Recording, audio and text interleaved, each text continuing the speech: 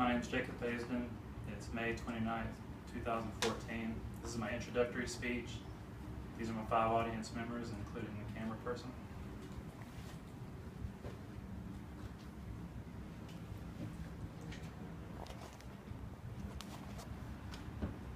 The American novelist, poet, and playwright James Baldwin once said, "An identity would seem to be arrived at by the way in which the person faces and uses their experience." I like this quote because as I reflect over the past 15 years of my life, I can recall 3 life-altering events that have shaped my identity and brought me to the brink of the most profound accomplishment in my life to date. But before I let you know what that accomplishment is, I'd like to share with you how these 3 life-changing events have shaped me into the man that I am today. Throughout my adolescence, I lived in the here and now. When I thought about the future, it was about as short term as baseball season ending and me looking forward to the beginning of snowboarding season or vice versa. I can't remember ever thinking about the long-term future.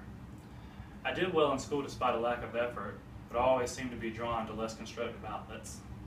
When high school graduation rolled around in 1999, I found myself with no aspirations of going to college and no real direction or purpose about what came next. In 2001, I landed a job with a material handling company in Greenville, South Carolina. The pay wasn't great, but I loved the constant exposure to electrical and mechanical machines. Since it was up to us to keep the terminal running, we were always repairing something. I found that I loved learning how machines worked, especially electric machines. And over the next 2 years, I excelled at my job. My manager took me under his wing. Before long, I was capable of running the entire terminal in his stead. And in 2005, my manager informed me that he was accepting a promotion and that I was the top candidate for the terminal manager position in Greenville. I was kind of surprised because there was one employee who had seniority on me, but I knew that he never took any real interest in learning the managerial duties. For the first time in my life, I realized that knowledge could be power. Unfortunately, a few months later, before I ever got a chance to become manager, the Greenville terminal closed. I wouldn't leave empty-handed though. I developed a deep interest in electrical machines, and I witnessed firsthand how the doors that could be opened through knowledge. So it was quite fortuitous that only a few months after I was laid off, my sister graduated from Clemson, an event that would transition my life into a new direction. First of all, you should know that in my family, our blood bleeds orange. I've been a devoted Clemson fan since I was in my mother's womb. Even as a toddler, my parents would play Tiger Rag as I would march around in circles proudly, much to my parents' and their friends' delight. So it was a proud day in my family when my sister graduated from Clemson. The happiness and pride on my parents' faces and on my sister's face could not be contained. I thought to myself that I would love to feel that sense of accomplishment. I noticed the countless hours she had spent dedicated to coursework and the sleepless nights she had spent studying for exams, and now her dreams were being realized. On top of that, the commencement speech given by former Clemson President James Barker was inspirational. He spoke of the legacies and the traditions of Clemson, the camaraderie shared between alumni, and how the student body and faculty were a family unit, and that no matter where you went in the world, you could always find a Tiger to call on once you were part of that family. And that sealed the deal for me. As of that day, I felt like I had a direction in my life for once.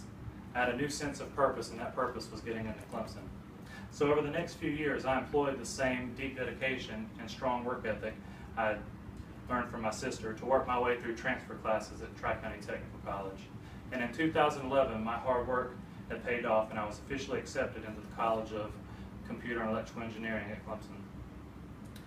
I had found confidence that through hard work I could achieve goals I would have never set for myself as a younger man. And even as I was celebrating this acceptance into Clemson and this newfound confidence, a third identity molding event was transpiring behind the scenes. I had recently started dating a girl I was working with named Maria, who had a 3-month-old daughter named Remy. For the past 12 years, I had been focusing solely on myself and doing what was best for me.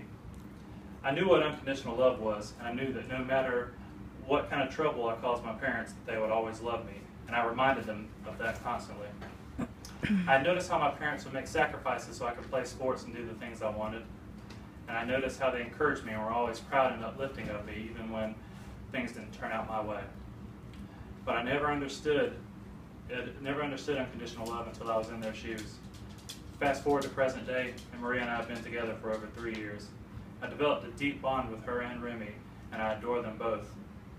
They have taught me what it feels like to love unconditionally, and they have taught me what it feels like to care more about someone else than you do your own self.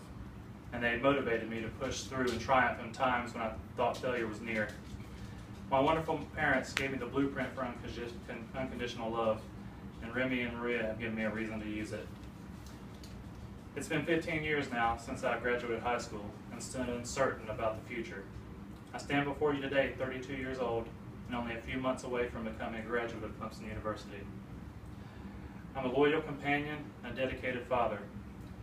These 3 life-changing events have impacted my identity, and through these events I've found ambition, purpose, confidence, work ethic, knowledge, selflessness, and unconditional love. God truly had a plan for me, even as I didn't, and I know through Him I can do all things. Thank you.